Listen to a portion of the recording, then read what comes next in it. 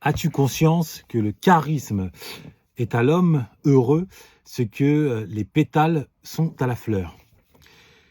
Autrement dit, sans charisme, il est bien difficile de tutoyer le bonheur. Et d'ailleurs, en parlant de charisme, laisse-moi t'en servir une parfaite illustration.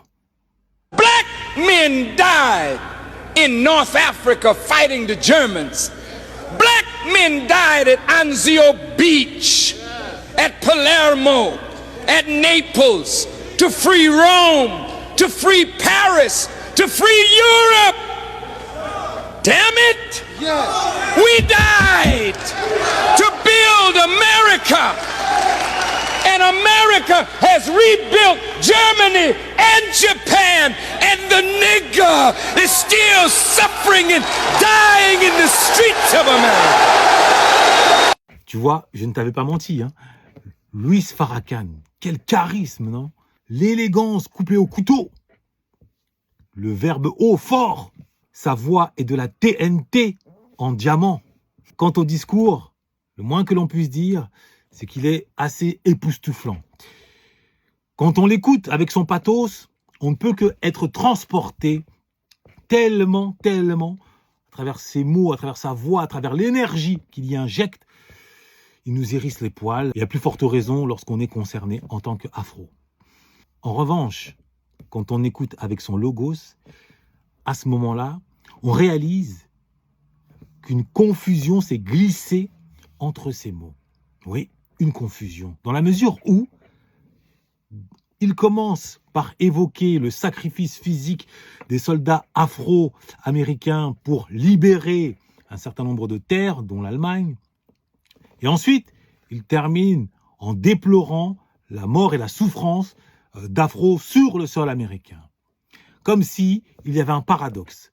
Or, présenter ce tableau comme une forme de paradoxe, comme une forme d'injustice magistrale, ce n'est rien d'autre que confondre la libération et la liberté.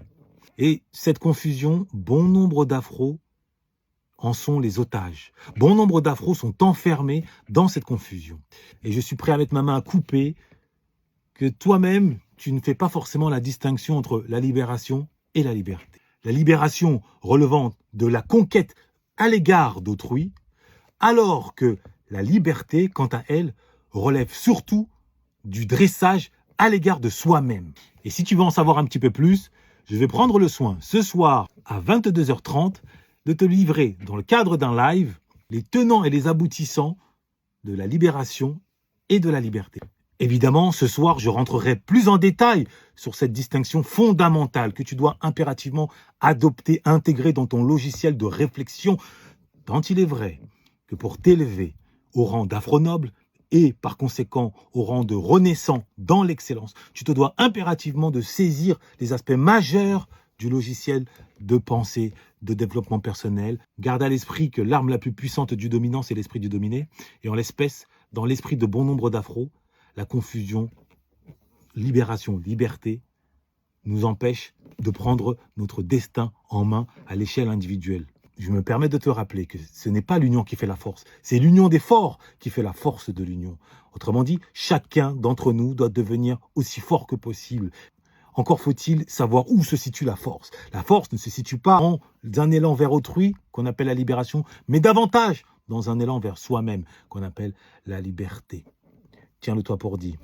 Je te dis à ce soir, noblesse oblige.